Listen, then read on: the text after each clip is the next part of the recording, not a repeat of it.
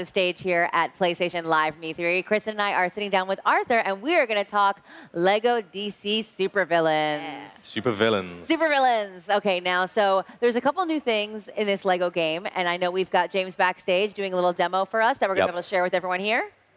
Very cool. Okay, so we'll get that started, but talk to us a little bit about some of the characters. I mean, it can't be DC Supervillains without Harley and Joker. Yep. Are there any other ones that you can confirm for us? Oh, there's so many. Harley, Joker, Lex, Cheetah, Solomon Grundy.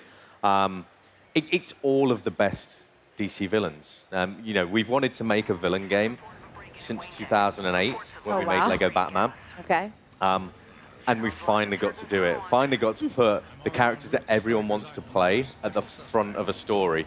And that's why this game's so exciting. It's vibrant, it's colorful. You know, Poison Ivy, all these characters are just really vibrant and funny, really funny. Wouldn't be a Lego game without humor. I wouldn't expect anything less. You're right. But I do. I love the color palette. The plastic, it really does shine. It's got this like super saturated aspect. It actually looks more like the cartoon than it really does like, you know, like a video game. Yeah, so the cool thing about, well, it's supervillains, that's cool, but the coolest thing about this game is what we've done is we're allowing players to make their own villain that is actually integral to the story. It's not just a skin, it's not just an extra character for the sake of it. So this is how the game opens.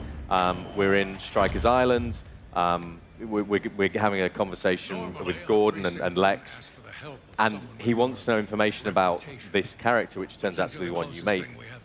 And you can instantly customize and create your character. So as the dossier opens, we go in, and then you can start making a character. Wonderful. All right, well, let's make a bad guy. Yeah, exactly. But the customization levels, like we've never gone this far. We've had character customizers before, but always as a free play thing, as an afterthought. This time it's front and center. So you can put decals on, you can change the colors, you can add different hair pieces, different faces, you can put beards on, weird arms, torsos. Everything is customizable, and then you can customize your powers. So you can give and assign powers, and you can then also, as you go through the game, you actually upgrade your character. So you absorb energy at certain points, and you can upgrade your character. So it's like an RPG light, I guess, somewhere in there. But yeah, James is going to make us something. I don't quite know what. But my favorite bit is what he's doing, randomize. Because I'm so impatient when I play games. I just want to randomize and go. So that's generally what I will do. But James is kind of a master of using this customizer. But all the weapons are customizable. So you can also change the colors and change the attack styles, change the voices.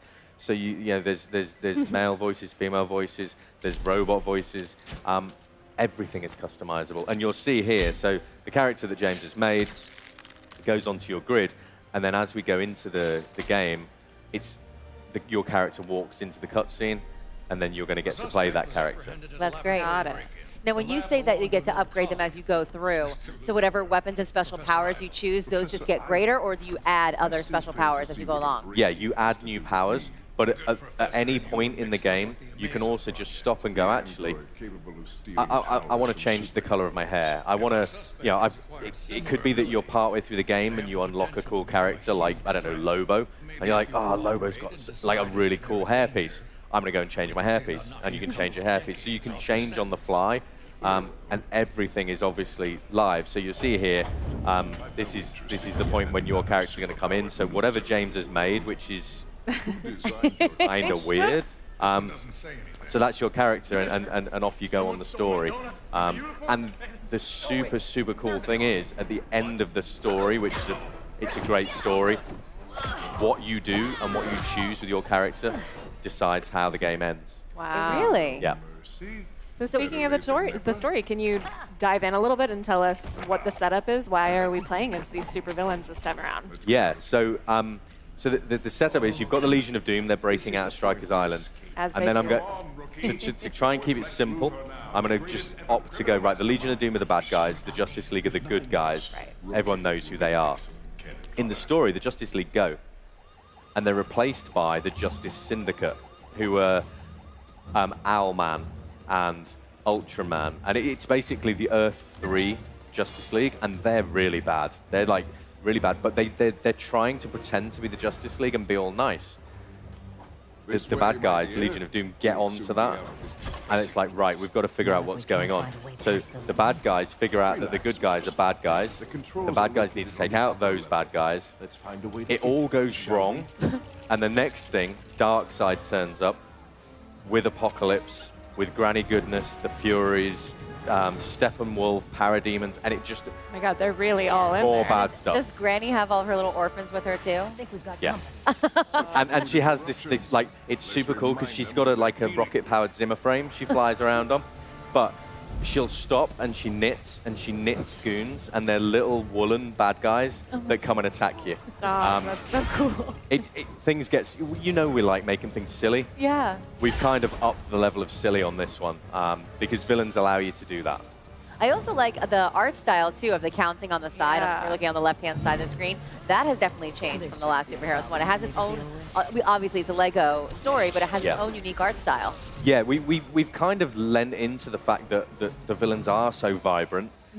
So when people see the box art, it's bright green. It kind of zooms off the page and it really stands out. Everything's got a kind of weird graffiti style, kind of Joker graffiti style. And we've tried to carry that through into the game, so that it just has this like really fresh feel to it. Yeah, we want people to play this game and go, well, this feels completely different to like a Lego game that I may have played previously. Now, with the co-op options in this one, was there anything that you learned from previous Lego games that you changed for this one? Anything that you maybe would have done differently? Yeah, we spend a lot of time when we finish a game looking at player reactions and how people are perceiving it, and we still focus test a lot with children. So from the other superhero games that we've done, we learned a lot about making things easy. Sometimes people struggle with knowing which characters have which abilities. Sometimes they don't know what those characters are, who they are. So we've done a lot of stuff with this game to make things a lot easier to play. As in, you know, when people are playing, you want people to almost play without realizing what they're doing. So they don't have to sit there getting frustrated. It'll naturally flow. The gameplay naturally flows. There's an awful lot of stuff in there with dossiers, so you can open it up and read about your character, what powers they've got, how they unfold and how they unlock. But it's about making things nicer to play. So yeah, here you go. So James has opened the dossier, and there's some information about your character. And we've just, every time we do a game, we try and sort of go, okay, this is what someone maybe didn't like, so let's try and get rid of that. Let's make it better.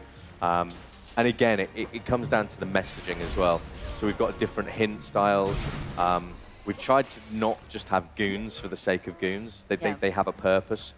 And then the story, the combo, we've kind of redone loads of stuff. And it's even little things that people won't notice. So when we ask people to like press a certain button, sometimes you can actually press any button. So because, you know, really, really new people to games, really young kids, they'll just do this and look at the controller. And you want them to look at the screen. Right. So they'll just press a button, and it's like, this is cool. But we've got that added challenge in for older gamers. Because these games, everyone plays these games. Yeah. Except my mum and dad, but I can't do much about that. Maybe villains will be the one that'll convince them. Yeah, maybe. Maybe, one day. I still don't have a real job. So in the game, which character is your favorite to play as? It's so hard because I always love the bad guys. So, you know, playing Darth Vader in Lego Star Wars, playing Voldemort in Lego Harry Potter, everyone wants to play the bad guys, but this is all the bad guys. It's so hard to choose. Yeah, so it's like I love playing Clayface, but I love playing Riddler. I love Scarecrow is one of my favorites because he's got this new mechanic in here, Toxin Create, and he's just like really creepy. And then he creates this like image in everyone's mind, but we show it, which is this huge monster, so everyone runs away. So he's really good. But there's a really obscure character called the Ventriloquist. Oh. And the team at home have done an amazing job on his animations because he's got a ventriloquist dummy. But he holds that out and it's got Tommy guns.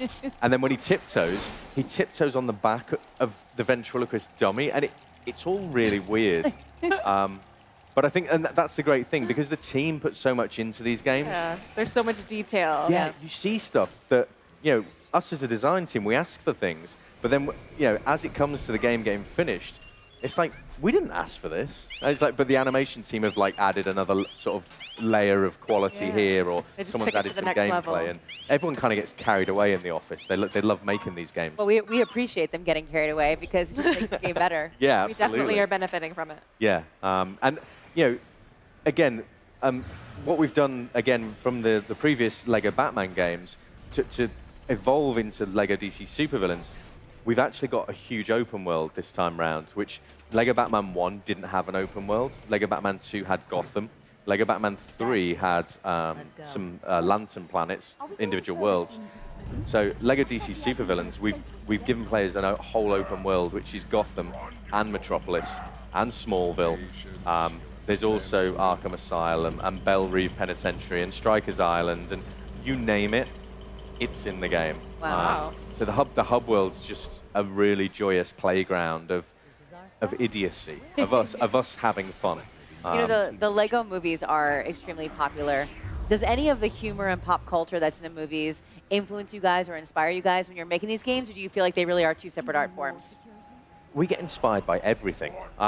So whether it's comics, whether it's movies, anything that's like DC, and anything that's pop culture, if you can combine those together, our writers love to do silly things, and the writing in this is just great. If you Unlocked a new ability. Yeah, there you go. So and so there you go, and you get to customize like we were saying before, Yeah. which is great.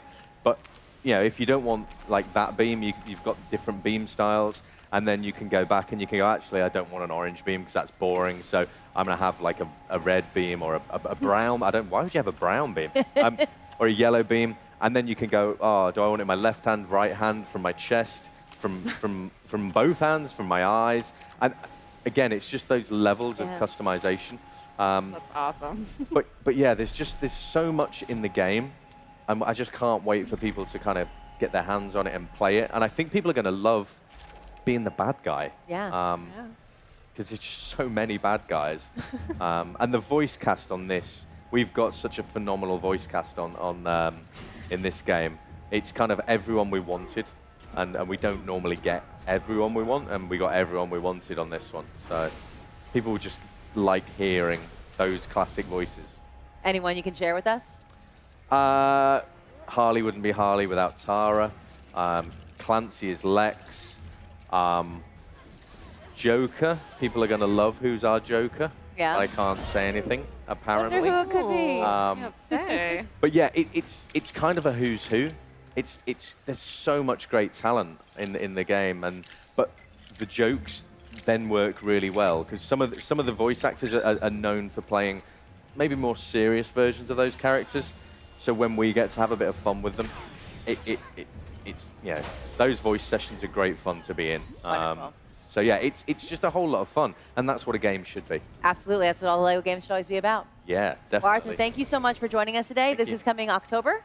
Yeah, October the 16th. Obviously, get it out there now. Get pre-ordering. There's a really cool Lex in his Power Suit minifigure if you pre-order. I think that's in the deluxe edition, and there's a cool season pass coming as well. Great. Very cool. Lots of great DC content. Wonderful. Yep. Well, Arthur, thank you so much. Kristen, thank you for joining me. Lego DC Supervillains is coming to you in this October 2018. Stick around. We'll have a lot more coming up in the last few hours here from our PlayStation Livecast here at E3 in Los Angeles.